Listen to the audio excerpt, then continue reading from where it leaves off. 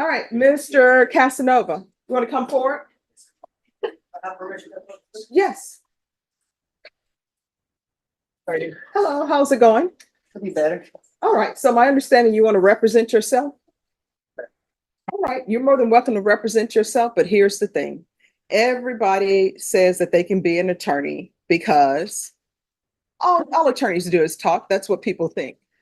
But they don't realize there's a lot of knowledge, experience, and wisdom behind that. Absolutely. So if you want to have a jury trial where you represent yourself, you're more than welcome to do so. But once it's set for trial, it's going to trial and no one's going to be helping you. The state is not going to say, hey, we see that you really don't know the rules. So let me tell you this rule. They're not going to be doing that. My job is not going to be to help you with objections, help you with motions. That's 100% you. Do you understand? I do. And are we on the record? No, we're not on the record. What, you want to put something on the record? Oh, yes, definitely. Sure. All right, court is calling 2024 CR 2974, State of Texas Vector versus Hector Casanova. Can I have parties announced for the record for the state? And are you Hector Casanova? No, for the record, I am the flesh and breathing man. I'm here on a special appearance to clarify any misunderstanding. I am not the legal fiction known as Hector J. Casanova that is on the information there. I just have a few questions to clarify some things. All right, so if you would like to clarify some things, then the person I need to speak to is the flesh and blood man known as Hector Casanova. Yes, I'm the flesh and blood man, Hector Casanova Jr. All right, All so right. you are Hector Casanova, correct? I am Hector Casanova Jr., the flesh and breathing man. All right, well, I'm glad you're breathing. So what did you want to place on the record? Well, first, I don't understand the charges that are being brought against me. Mhm. There are some clarifications I do want to. All right, so just 1 second, but before we get to that, have you been given a copy of the indictment? No, I have not. All right, so we're going to get you a copy of the indictment. Just give me a moment. All right, have a seat. We're going to come back on the record with this. All right. Deputy Laura, do you know if he's been served with the indictment yet? I'm not sure. All right, thank you. So we're back on the record in 2024 CR 2974, State versus Hector Casanova. All right, Mr. Casanova, here's the thing. And I want you to hear me clearly, right? I am not your attorney. The document that has been given you is a copy of the indictment. I'm not to give you information about your indictment. That's the indictment. That's what we're here for. So any questions that you would have about that indictment, you're going to have to answer those for yourself. Otherwise, the person who will be telling you about what the indictment means and what the numbers are, that will be an attorney. Do you understand? I do not understand. Oh, what that means is, for example, we can go off the record. I'm giving you a hypothetical. All right. Let's say you needed surgery and you're in the middle of the wilderness, you need surgery, and you tell me and you tell the doctor, guess what? I'm performing this surgery on my own. I don't need you. I'm walking out of the hospital. I'm going to go in the desert. Now, maybe the doctor would try to stop you and do other things. But if you go in that desert by yourself, don't tell the doctor where you are. You take a scalpel out in the desert by yourself. You don't get to call the doctor and say, hey, I'm in the middle of the desert performing surgery. I'm going to be my own anesthesiologist. I'm doing all of this. How do you do this? Because they're not going to tell you. It's the same thing here. You're saying that you do not want to be represented by an attorney. You want to represent yourself.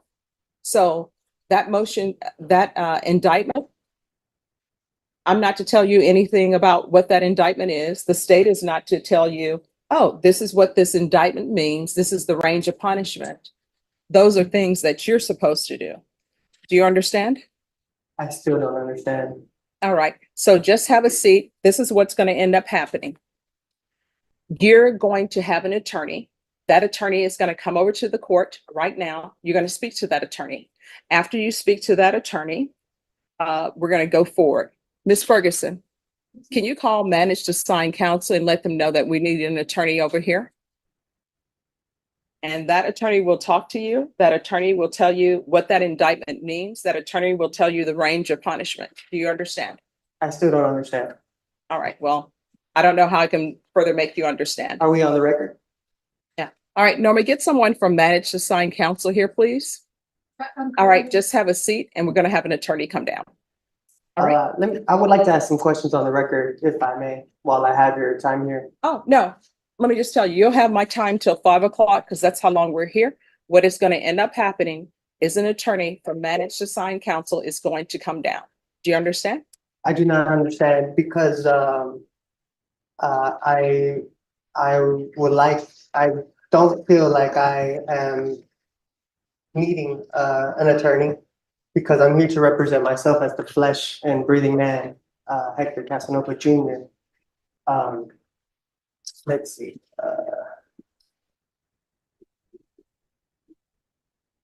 All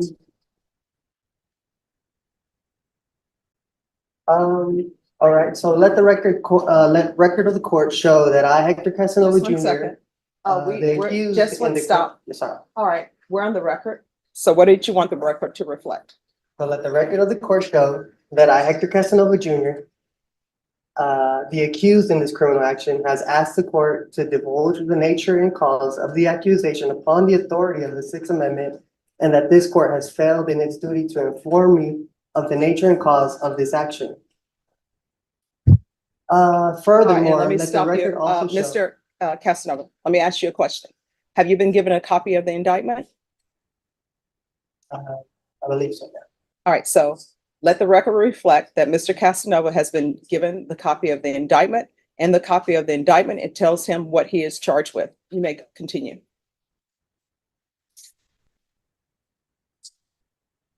Now, these charges, are they civil? Is this a civil charge or a criminal charge? All right, that is something that if you had an attorney to represent you, they would be able to tell you. What the court can tell you is that you are in a felony court and this is a criminal court. Okay. So, this being a criminal, let the record of the court show that the action against me is criminal action. My following question would be, the Constitution grants this court two types of criminal jurisdiction. Criminal jurisdiction under the common law and criminal jurisdiction under the Admiralty or military tribunal. In which of these two jurisdictions does this court intend to try me? All right, so this is what is going to happen, Mr. Casanova. Someone from manage to sign counsel is going to come over and you can speak with them or not speak with them. But the questions that you are asking the court are not, some of them are not in any shape, form, or fashion related to the fact that you're in a criminal district court. Do you understand? I do not understand. Okay. But I don't think you'll be violating your oath of office if you did your duty under the Constitution. I am not seeking legal advice. What I want to know is legal intent. Mhm. I have the right to appear as myself in my own person without a licensed attorney. In order to intelligently defend myself, I need to know the jurisdiction this court is operating under. Mhm. Let's see. So therefore, will you please answer the question so that way this court is properly identified? All right, you're in the 187 District Court. It's a criminal court. You're on the 4th floor. Thank you. This Constitution grants this court two types of criminal jurisdiction. Criminal jurisdiction under the common law and criminal jurisdiction under All right, I'm going Admiralty or military to counsel. tribunal. I'm sorry, Mr. Casanova, in the human flesh. I'm going to stop you right there. What is going to end up happening, I want you to hear me clearly. An attorney is coming over for manage to sign counsel, period. That's it. So have a seat, manage to sign counsel will come over. Do you understand? Yes or no? I do not understand. All right. Do you understand what it means to take a seat? I do understand. All right, so take a seat. Yes, ma'am. Thank you. Yes. We have talked. Mhm. I've informed him that I'm here, to help him in whatever he needs help with. Mhm. He's gonna consider what help he thinks he might need from me, and I know he wants to put something on the record. Okay. All right. And so you'll be appointed as standby Yes. counsel then? I've kind of explained my role and what that means and how I can help him with something as simple as e-filing or that type of thing. So All right. We're going to go back on the record in 2024 CR 2974, State versus Hector Casanova. Mr. Casanova, if you'll come forward. Yes.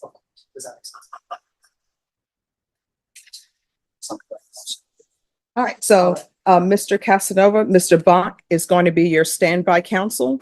And that's someone that if you have questions, you can ask him legal questions or what you may have. Thank you for your consideration. All right. Uh, And he informed me you wanted to place something on the record? yes, for the record, I wanted to make it known that I'm here on special appearance under threat, duress, and coercion. All right. Who threatened or coerced you to come to court? The county of Bear, Texas. How State. so? Well, if I don't come here, then warrants will be placed, which I will be kidnapped and held hostage, and I do not want that. So that's why I'm here under special appearance to clarify any misunderstandings and to let it be known where I stand on the record. Okay. Is there anything else? I said everything that needed to be said. Okay. All right. So what we're going to do is we're going to recall your case in 1 month. It's going to be a discovery setting. So that's to make sure that you have all the information that the state has concerning your case. Do you understand? I do understand. All right, Ms. Ferguson, if I can have a 30-day reset for Mr. Casanova. And after you receive all the discovery, then the next setting is going to be a plea deadline date. The state will tender an offer to you at the next setting.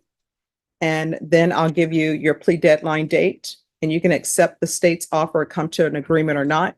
If you're unable to come to an agreement at that time, it'll be scheduled for jury trial. Thank you, Ms. Boyd. You're welcome. Any other questions? I have no further questions. All right, so Ms. Ferguson is going to give me a date, and then you'll sign it. Mr. Bonk will sign it to signify when you're to come back. All right.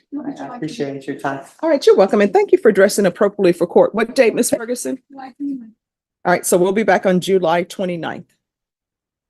All right, once you sign the reset form, you'll be excused. Yes. If something were to come up and I need to maybe reschedule that date, is that a possible thing to You'll come need- up ahead of time? You'll need to speak to the court coordinator, and they will let you know. I will tell you the rescheduling of cases.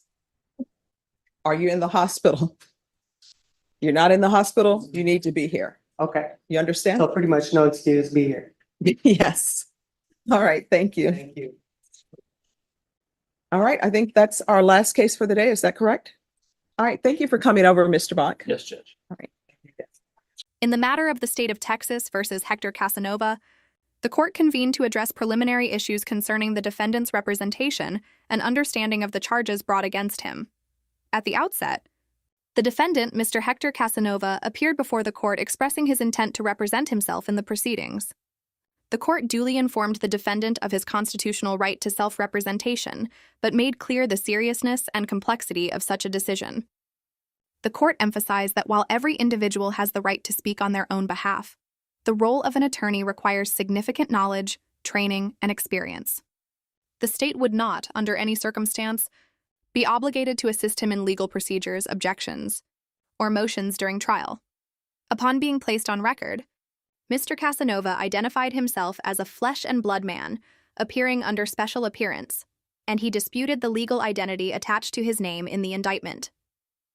The court noted his statements, but reaffirmed that the proceedings concern the individual legally recognized as Hector Casanova Jr., the named defendant in the case. When asked, the defendant indicated he had not yet received a copy of the indictment, whereupon the court directed that he be served with one immediately. After receiving it, Mr. Casanova repeatedly stated that he did not understand the nature of the charges or the meaning of the indictment.